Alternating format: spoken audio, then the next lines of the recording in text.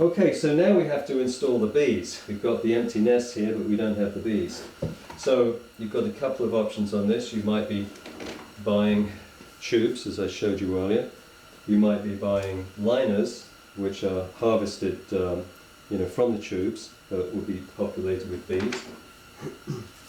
And in this case, you would put them up in here like that, and you would get some more of this good old corrugated plastic as your wedge to keep it in there nice and tightly. And that works great. Let's test it again. Now, just in case you bought loose cocoons, you might have got a box like this. These happen to be filled with some cocoons I have just harvested. And so they have a little bit of features on them because I really didn't clean them very well, but they look pretty good to me. So we're going to close this box up, we're going to put them in here. So you're doing exactly the same thing as you were with the tubes, and you just put the wedge in like that to hold it in place. Got the same effect. You want to make sure that they're pushed back a little bit, and I'll show you why in a second. First I'm going to pull this out.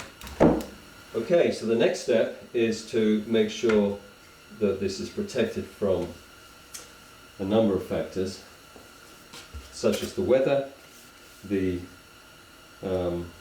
thieving animals, and there's one other factor I'll explain in a minute. So what we like to do is, again, use some of this corrugated plastic, and we cut it at a 45 angle so it fits up on this roof. This particular roof is at a 45. Corrugated plastic protector up here, we just get up against that and then just staple it in.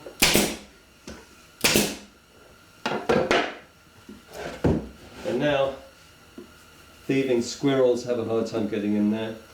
Any driving rain or moisture is kept out pretty well. And when the bees emerge, they will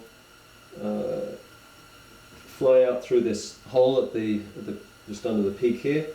And when they come back, what happens is that the female, she will come back to nest after she's mated, and she will have a tendency to return to the nest that she flew out of.